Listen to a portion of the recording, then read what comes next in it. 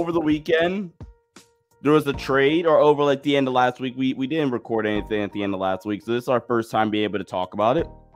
There was a trade, Warren. Jordan Poole gets sent to Washington. The Wizards, by the way, Warren, in my opinion, I thought they aced that draft weekend. I loved what the Wizards are doing. So let's talk about this. They did a lot. They did a lot with minimal.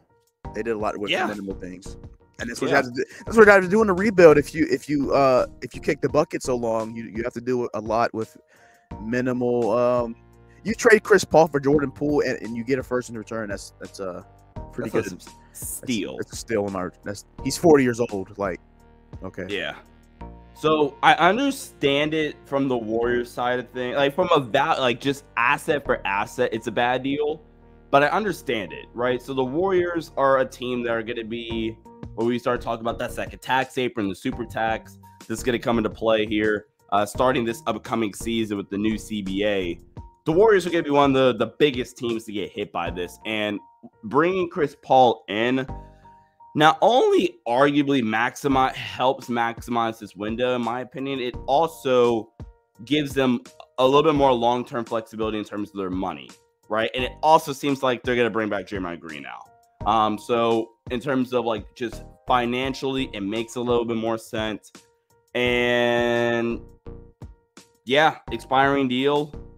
I get why they did it. I don't think if it was for the new CBA, this deal gets done, but I don't know. Warren, I'm not as harsh on the Warriors as some people are. Well, what are your thoughts on this deal? How's it going to work? Like, is Chris Paul going to work off ball with Curry? I don't think you can play those three guards together. I think this, like, in terms of fit, I don't think you could play CP, Steph, and Klay together. Like I thought you could play Steph, Klay, and Jordan Poole together. I thought you could play those three together. I don't think you can play these three together. Jordan Poole can go get you a shot. I don't know if Chris Paul can go get a bucket. But I do love this for the Wizards. Jordan Poole is finally out of the spotlight, and this team is all to himself. He can basically do whatever he wants on offense. He's gonna have like 15 shots a game. More than that. Yes, more than that. But Chris Paul has all the opportunity. I mean, I'm gonna do what Sean does. There is a world where Jordan Poole is an all-star next year. I just want to put that out there. Okay, he's in the East, and he's on a weak team, and the team is all his. If Jordan Poole can just put all the tools together in his bag, there's a world where Jordan Poole can be an NBA All-Star next year. Okay. NBA All-Star, NBA All-Star, and yeah. I don't know why I'm getting shade thrown towards me. There is a world. There is a world. I think it's very possible. No, seriously, like, I love this move for the Wizards. And even, like, for Jordan Poole, who, like, make the jokes or whatever. Like, yes, he shot some, like, stupid shots at Golden State, right? Yeah. But he's a talented player, right?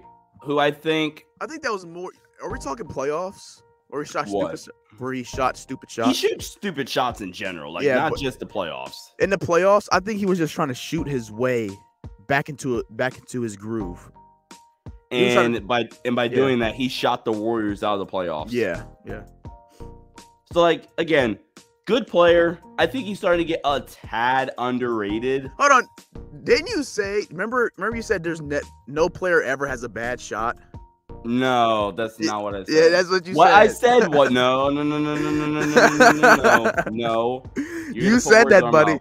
You said that. What I said is if it's a shot you routinely work on, that is no such thing as a bad shot. It's such as a bad shot selection, which is, in this instance, what I'm actually referring to with Jordan Poole, like just terrible shot selection. But like, if you routinely work on it, then I'm like, okay, cool, that's not bad. For example, if I shoot, like, let's say we're like in an actually regulated 5-on-5 game, and I shoot a step back three, that is a horrendous shot.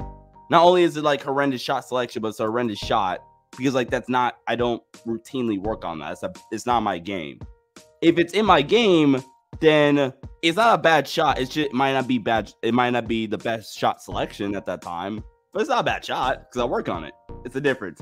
You're trying to put stuff in my mouth, buddy. Pause. You're trying to say stuff for me, hey, but yo. you're not getting me. That's what I said, though. Like, bro, all right, question. Damian Lillard's sidestep 3, is that bad shot? From deep? Yeah. When he beat Paul George? No, I'm just saying. Like, that's a bad general, shot. That's a bad shot. No, I'm saying like in general, like a Damian Lillard sidestep 3, is that a bad shot?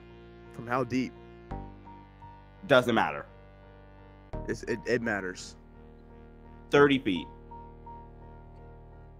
I say anything 3 steps. No, yes or no? Anything yes beyond 3 steps beyond the NBA 3-point line is a bad shot. If you're doing a step back, if you're doing a side step 3, that's a bad shot. Okay, bad shot selection. Damian Lillard works on that shot. There's a difference. That's not a bad shot. Whatever. Bad shot selection, sure, because then bad shot selection also ties in time and score. That shot selection, in my opinion, also includes context to it. So, like, if it's a 1-point game and like the time into or whatever, then sure, bad shot selection. But like, never is that a bad shot for Damian Lillard because he works on it. So, all right, and he's efficient at it. Before I interrupt it with some facts. Wait, what was your actual question? I'm confused. No, I interrupted I was looking at Dylan Brooks. Dylan Brooks wants more than a 12.4 mid-level. Okay, I got that. You were talking about Jordan Poole and the Wizards before. Oh yeah, that's right. Before you tried to like speak up for me or whatever, and you tried to cook me, you didn't cook, buddy. I cooked. No, you didn't. We had a heated debate about that. I actually remember that now. That was like really, that was a fun one. That I won, of course, because like no. Anyway, yeah, I think Jordan Poole has honestly become a little underrated just based off like how the like national narrative is about Jordan Poole. I was just gonna say that. Like, again, he does take some bad shots, but like he's a talented NBA player. You can attack on defense, sure, but like, I still like Jordan Poole a lot. I don't think he can be a number 1. So like this will be a fun year to see him as a number 1, and then like ideally, whether it's Bilal Coulibaly, who they drafted with the 8th overall pick, or I love that name, 7th overall pick, or somebody else in the future, they'll need another a true 1.